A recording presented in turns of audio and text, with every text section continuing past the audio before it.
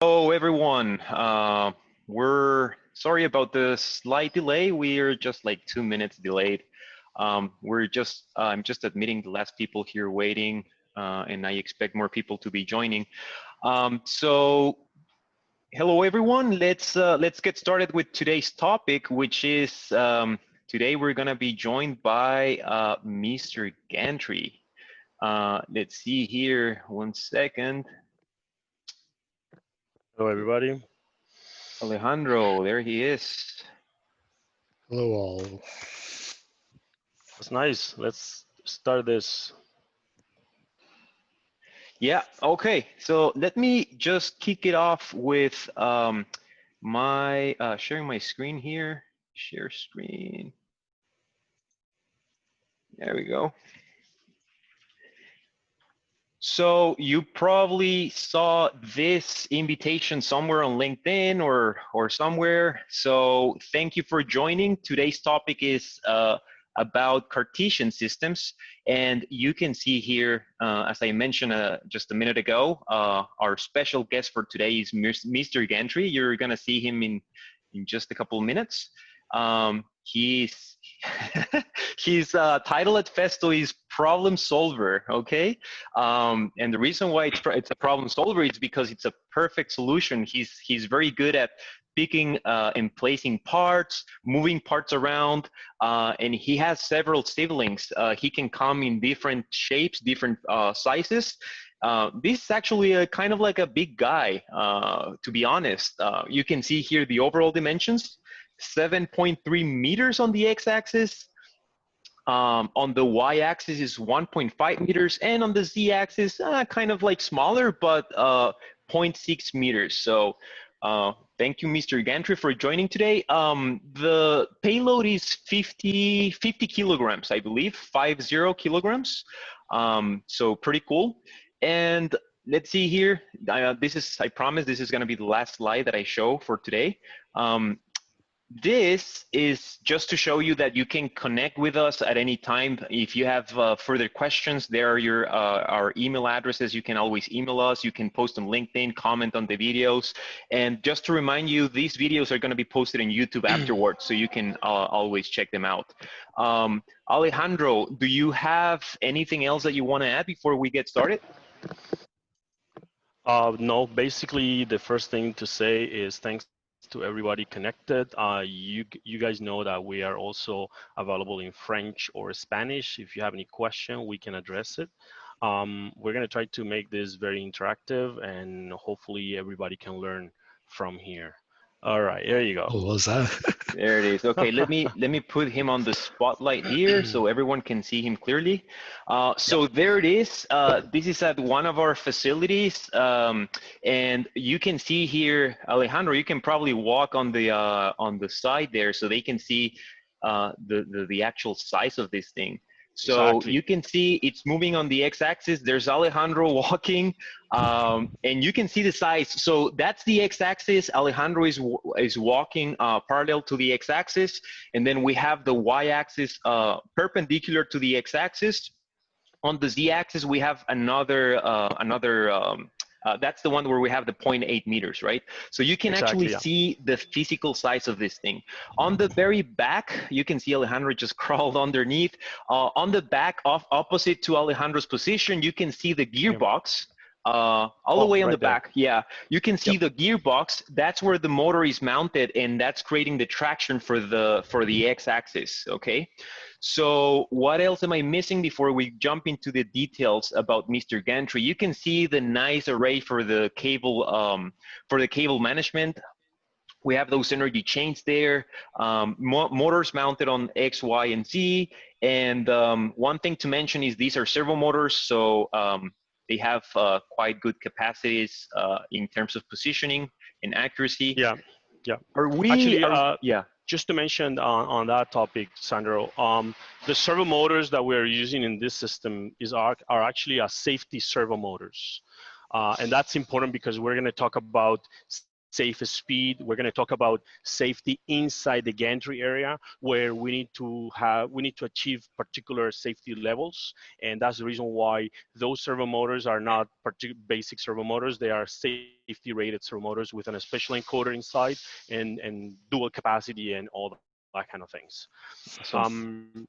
Just to mention on the safety also, I'll show you guys the cabinet in a minute. The cabinet will be with a CMMP controllers from Festo, and we have a special card that is installed on every one of them.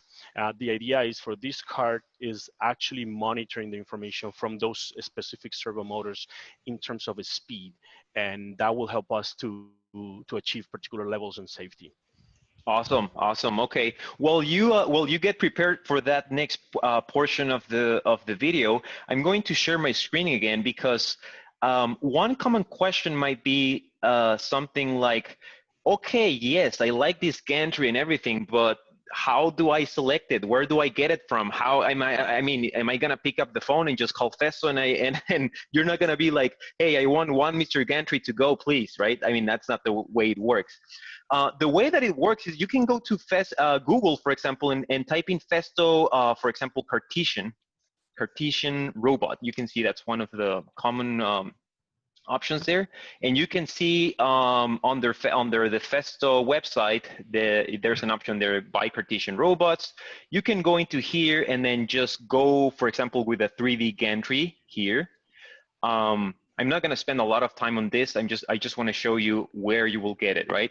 So you go on all the way onto this portion and then just click configure product. This is going to take you to this interface. This is what we call Festo handling guide online, just as you can see it over here. The nice thing about this is that you can select a Cartesian system like the one that we're showing just with a few clicks, and just by inputting some parameters about your application. In this case, what I'm going to do is I'm going to select a 3D gantry, click continue, and you can see what kind of application parameters I'm talking about here. So for example, electric on the Z-axis, you're going to specify the strokes of the axis that you want, the payload, and some additional things. At the very end, it's going to give you a system solution, right? And now you can just order it, or if you have a special request, like for example, Mr. Gantry would be considered a special request because of how long that X-axis is. If I select here 7,000 millimeters, it's going to tell me here on request, right? But it's as easy as just filling out this thing, and that request will go to a specific team, and they will get back to you with a quote or something, or information about what you need. Again, I'm not going to go in detail into this. You can visit the website whenever you have some time, because today we really want to focus on Mr. Gantry. He's here willing to show his capabilities. So Alejandro, right now you're moving the gantry again. We can see it on X. Do you want to talk a little bit more about the kinematics? What do we have on the X, Y, and Z? Are we using tooth-belt actuators on the 3? Sure. Do you want me also to touch base on the control cabinet first, and then we sure. jump into the mechanics? Let's do the control panel first. Okay. Right. So, nice. What you guys can see here now is this is the control cabinet. So from the outside, this is what you guys can see. It's a control cabinet with a braking resistors. These are the external braking resistors because we need that for high capacity on the servo motors. One thing that, because that's a common topic, when do we need braking resistors? Oliver, you wanna join in on that? Yeah, usually we require them for high-speed applications where you need to dissipate a lot of heat that the drives produce. And with the Festo sizing software that we have, it'll suggest for you whether your application needs these braking resistors. So that's you know, that's a good thing about the Festool software, that it's not only is it free, but it's it gives you a lot of good information, including Yeah. Right. what hardware you Yeah. require based on your application. And you touched on a very important point, which is depending on the speeds and the loads, you might need to have these braking resistors. In this case, we're handling very high loads, so we need these braking resistors so the energy can be dissipated through temperature, right? So it's dissipated into the atmosphere. So that's what we have there on the braking resistors on the side. I'm glad though that we were able to touch on this point. So let's see. We have a question actually right now on the chat, and it says, there are 6 drivers in the cabinet because of a redundant system, or are there more servos? No, I'll touch on that. So what we have here, if you guys can follow my finger, we have these 4 axes here are part of one kinematic system. So right now we're running 3 different kinematics. So one kinematics is X, Y, Z, and the rotary, which will be basically this guy here. If you guys can see the Z axis, the rotary at the bottom. So it's the actual gantry. Can you use your finger again? Can you use your finger again to point to the? Yeah. So that rotary one. here, vertical axis, horizontal axis on Y, and horizontal axis on X. Okay, so we have those the first 4 kinematics. Right, that's the first. Okay. Yeah. And then you can see down here we have 2 long axes, right? These 2 long axes right now, the way that they are configured, are fully independent, but the way that we treat it inside the software is they are 2 more additional kinematics. So imagine you have like a virtual drives and 1 real drive. So in this case, we have, oops, is that now okay? Yeah, we're back. Yeah. Okay, yeah. So you can see the 2 axes are fully independent, and they're actually controlled by these 2 additional drives. Okay. So just to make sure that we got this right. So the reason that you're saying multiple kinematics is because the one kinematic system will be X, Y, Z, and theta, right? The rotary. Yep. So that's one kinematic system. Then the second kinematic system will be considered X2, for example, which would be kinematic number 2. And then the third kinematic will be X3, which is an additional X3. kinematic. Okay, and Exactly. you can control them independently, right? Yes, they are fully independent, but they are created in a group of axes. So this is one group of axes that I can run all 4 together in linear interpolation or interpolation mode, in fully interpolation, or just linear movements. And this one will be only linear because these 2 are just one axis. But if I can have in this long, big cabinet, I can extend it and have more axes. I can go up to 9 axes. So 9 axes means that I can get 4, actually no, you can go up to actually 12 axes. That means you can have X, Y, Z, and theta times 3. So you can get all that running out of this controller. And now touching base on the controller, this CPXE, you guys can see this cable, which is a Profinet interface. This is the connection to my PC, and this is running the EtherCAT network. Okay, which is coming down here. Yeah, let me just summarize that portion before we move on. So can you go back to the controller, to that one? So that controller is the one that's controlling these servo drives, right? All the servo drives, yeah. Okay, that white cable on the top left, the white cable, that's coming from a master PLC that you will show us in just a minute. In a minute, yeah. Yeah, the green cable is the one going to your computer just to do the commissioning portion, and the blue cable, that's a cable that's using EtherCAT. Yep. That's going EtherCAT to the drives. To the drives, and you can see here all daisy chain. Sorry for the mess because we're testing it. That's because perfectly we're doing fine. some commissioning and everything. But yeah, this is the EtherCAT. And then there is one guy that is addition here, which is this cable, and this is going up to this device.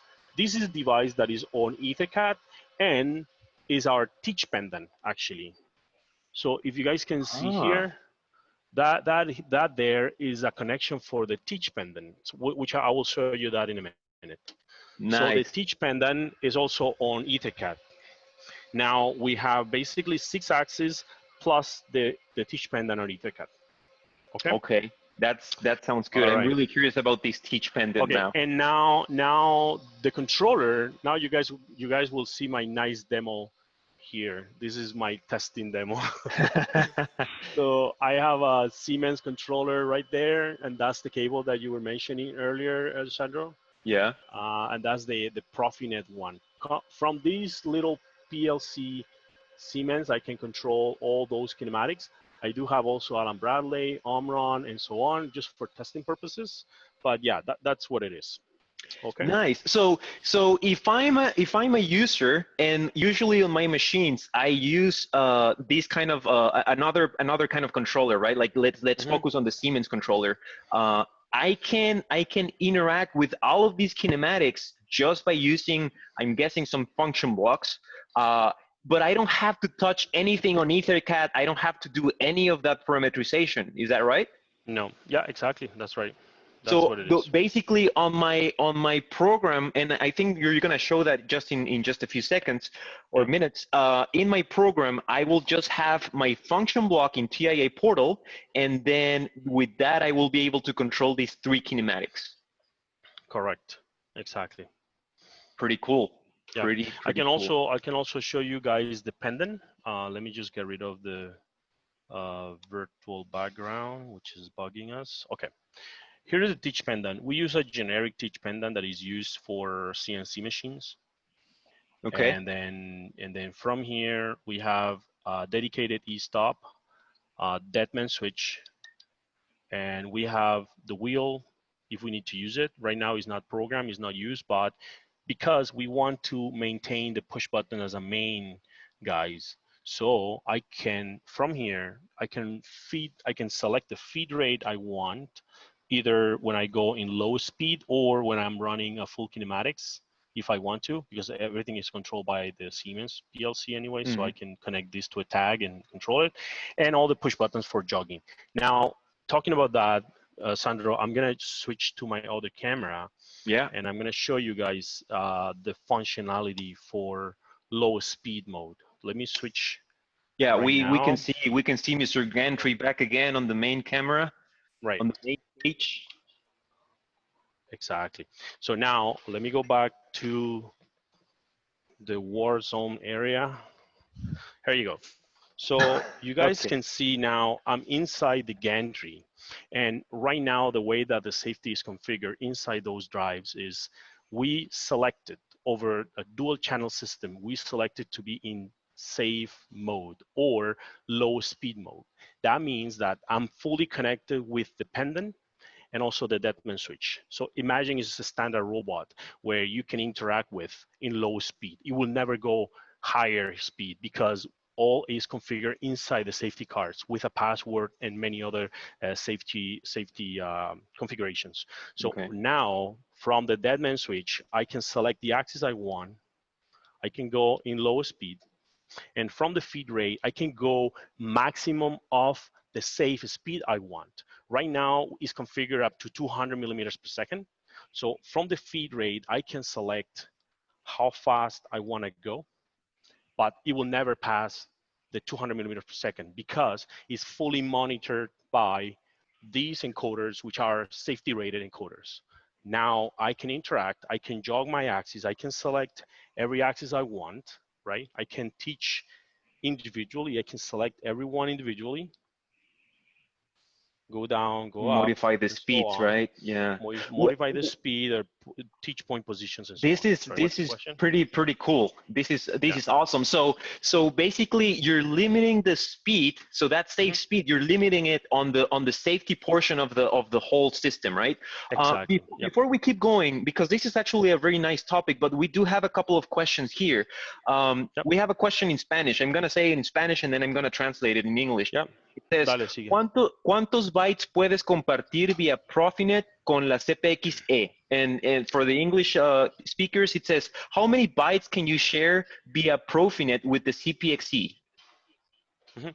Bueno, lo contesto en español y luego lo traducimos. Sí. En este momento podemos ir hasta 128 bytes y estamos utilizando el mapping que ha sido preconfigurado para el FMCP. En el FMCP utilizamos el mismo mapping para Profinet y para Ethernet IP. Son 128 bytes que están preconfigurados con un arreglo de mapeo que incluye velocidad, incluye posiciones y demás. Entonces, yo creo que con eso completo la pregunta, pero si no, podemos aclarar más detalles. Podemos agregarle más. Now, the question related to the answer now is we have 128 bytes.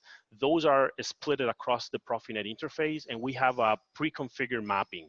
In that pre-configured mapping, we have velocity, positions for every axis, for every kinematics, and we can configure multiple other things. There is a pre-configured mapping that is already there. We use 128 bytes because we want to keep it the same way for Ethernet IP and Profinet, so we can use more or less the same kinematics, and then the interface between Profinet and Ethernet IP will be changed, but we can incorporate more if it's necessary. Okay, so the in just a couple of words, 128 bytes. That's the answer. We have another question. This one is in English. It says the teach pendant. It's all over EtherCAT, right? No analog or digital signals have been connected directly to the drives. Right. So the way that it works is this guy, the deadman switch, is a physical connection because it cannot be over EtherCAT unless we use EtherCAT. FSOE. Yeah, exactly. So this is a physical signal. This e-stop is also a physical signal. And then the rest, feed rate, wheel, push buttons, lights, buzzer, everything is on EtherCAT. So the main configuration is on hardwire. Yeah, and that's really important, Fernando, for your question. This is really important because we're talking about a safety application, right? So everything that's related to safety usually has to go through a hardwired connection because of safety because of the safety application. However, nowadays on some field buses, for example, EtherCAT has FSOE, which has a layer on EtherCAT for safety dedicated to safety. Same thing for Profinet. They have ProfiSafe. On Ethernet IP, they have SIP safety. So this is growing and growing, and we can see this. We see this all the time from the market, where customers are now asking more and more for ProfiSafe, FSOE, and SIP safety. Right, Sandro. Just to finalize my topic here on the safety, because we need to jump into the function block. Is I'm pushing right now, and I force the deadman switch. Now it's in safe mode. Yeah. So I'm not gonna be able to move it unless I have enough power to move the whole axis, but it's automatically disengaging in the entire system. The main controller, as it is right now, is the Siemens. Siemens will know that there is a safety trigger, and it will know that it's in safe speed, because actually he's the one controlling everything right now. So now if I clear the fault, I should be now able to continue because the deadman switch was already clear. So we have a push button here that is dedicated for clearing. And then as soon as I release, then all the axes are fully free. But right now, because I pushed, as it was engaged, the servo motor detected and is considered as a violation. Now, if I go back to the drive, I will see a fault on the card. So it's important that all the interaction with the axis is done through here. As soon as I start moving or pushing, the servo motor will automatically detect, and it will trigger a fail. Right. It will actually be failing, and then we need to restart the entire drive, which is a major violation. Okay, because basically what happened, and if you can move out of that area if you want, so you can show us the TIA portal. Let's now. Go to the, while you do that, I'm just going to add a little bit on this. So basically what happened is the system stopped moving, and then the encoders on the motors, they know, okay, when I stopped moving, when I was disabled via the STO, I was at this position. So if you put me out of this position, that means that there was an external force, right? So that's why it's now declared as a fault, and it will have to be cleared in this case. So Alejandro, we have 5 minutes left, and I think it's really important that we touch on the software side. So if you want to, let me make you the host. Make host. This is probably. I mean, I'm more of a software guy. Let me know when you see a screen. Yeah, we can see it. I'm more of a software guy, so this is probably my favorite part inherently. But Alejandro, show us how this would be controlled here in this case in TIA portal. Yep. So we are right now in the TIA portal. Can you guys see my screen? Yeah, we can see it. Okay, great. So on the main, we are calling a function block that is over here. Whoops, 1 second. Okay, the function block is here. It's free of charge.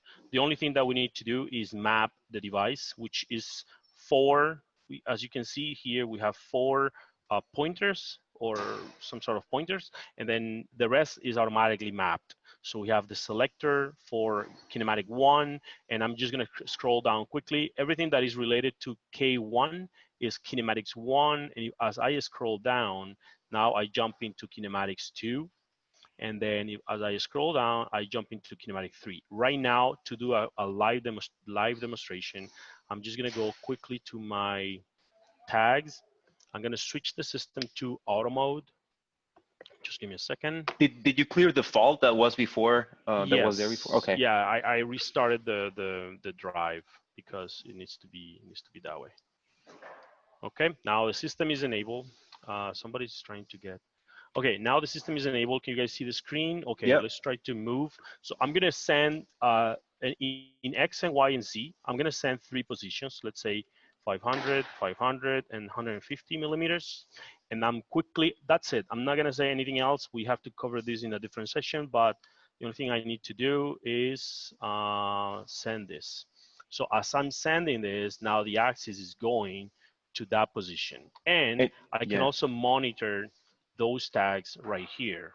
So I can see the actual position on every axis, and I can also see the status. So right and now you can see on the actual position on X and Y that X is moving significantly faster than Y. And exactly. why is this? This is because they are moving synchronized, right? Like they are going to reach their target positions exactly at the same time. Exactly. Yes. So now I can just clear the move, and I can select, let's say, 4,000 millimeters, so we can have a longer range. Let's say 150 millimeters on this and 350 millimeters. And I'm gonna increase the velocity. Let's see now 450. If the camera is gonna start shaking, sorry about that, because the camera is mounted on the frame. Let's take a look. Now Yeah, this is we can slightly see now. faster. Yeah. This is slightly faster. It's not running at all at high speed. We can definitely run this way faster. We just want to be careful because we don't have the proper structure, but you can see the axis moving. It's a fairly simple operation to move the axis. And as I said, we can switch back to manual mode now. Okay, now the system is in manual mode, and I can go inside and then start jogging the system. So now I just interacted. The only thing that I did is I interact with the axis. Now I can be in safe mode. So it's a very simple solution to change between manual mode, safe, and actual mode or nominal mode where you can run fast. So you don't have to program a lot. Couple lines in ladder logic and the rest is going. So, so that's more or less. I have a selector switch, so I'm gonna switch back to my auto mode. I'm gonna clear the fault, the system will engage, and now I'm gonna send it over to this location, which I move it slightly. So you guys can see is moving back to the position that I originally said. Okay, any questions so far, guys? Before I think we're almost done. Yeah, we're almost done. We're almost out of time. Okay. I mean, to be honest with you, I really like this. I like how all of the kinematics are on the one function block, so I can control everything. Because I would imagine in this particular application that those 2 axes on the bottom are going to somehow interact with the main gantry on the top. Yeah, they are. So the other 2 kinematics right now, I don't have it enabled just for purposing for the purpose of the show, but we can enable it at any time, and I can run it directly from a different kinematics. Okay. I'm gonna switch back to this velocity here. And what I'm gonna do is, just for the guys that recently joined us, I'm gonna show you how big is this gantry. So if you guys can see from the camera, this gantry is 7.5 meters long. So you guys can see all these x-axis, y-axis, and the z-axis. So right now we mounted on this steel table specific for this device, and then yeah, you guys can see how big is this, and is a benefit when you can get inside the safety area and you can interact with that at the proper safety level. Okay. Nice. Alejandro, can you stop sharing your screen so we can see the camera back again? And I'll get to a Sure. couple of questions that we have here. Yeah. There's a comment here. I saw that the gantry was mounted on some workbenches and runs fine. For these lengths, are there some recommendations for the alignment? And that's a good question. Oliver, you're Yes. our mechanical, Yeah. so feel free to chime in. Yeah. So Am I yeah. still So sharing? Oh no, I'm stopped sharing now. okay. There we So go. yeah. Quickly, I was just responding in the chat, but for lengths like that, you have two options. You have to be really take your time and align the axes to the specified tolerances that we can share with you later. Or what we've used in the past for long lengths is we use these compensation elements Which I'm going to that are, show you right now. yeah, if you can show it. So Yep. as an example of collaboration, Vestel Netherlands developed these compensation elements called the flex joints or floating joints.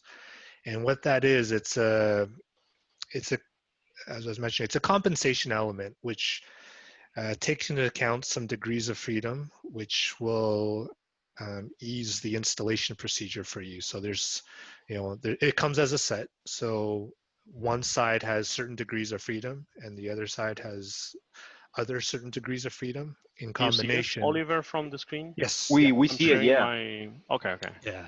So in So they are actually combination, that gives mounted you right some here. leeway. Yeah, they're actually Yeah. mounted like in a sandwich in between the Yeah. y-axis and the x-axis, right? If you guys can see, Yeah. maybe Yeah, Oliver, yeah, you yeah. want to point out some.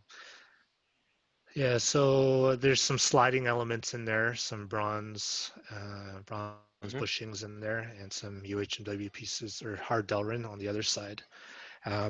It's not a catalog item, but it is a custom component that you can request through customer solutions.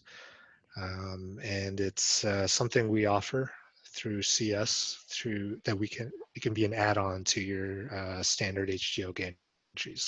Okay, perfect. When Oliver mentioned CS, that for the people that don't know Festo for some reason or whatever, CS, it's customer solutions. At Festo, we have this department that's called customer solutions, and basically what they do is they come up with these neat solutions like this floating joint, where when the customer requires something specific, right? And a lot of the times, these guys do amazing developments. And as Oliver mentioned, for example, this one came from Festo Netherlands. That's one of the nice things about actually collaborating internationally. And I'm going to have to close down the topic now because we're just running out of time. I'll just get to that last question from Fernando. For which lengths is recommended to use that floating joint? Yeah, I was just gonna write. I would say over, say 3.5 meters, over 4 meters, but also in the situation where your mounting surface cannot be guaranteed to be flat. So let's say you have two separate weldments attaching each of the x-axes, where it's tough to align both sides in one shot. That's where we would use that too. So it depends on your mounting configuration, but Okay. I'd say over 3.5, 4 meters for the X. I would use that. Okay. Okay. Yep. Good. Yep. Any And other question, Sandro? huh?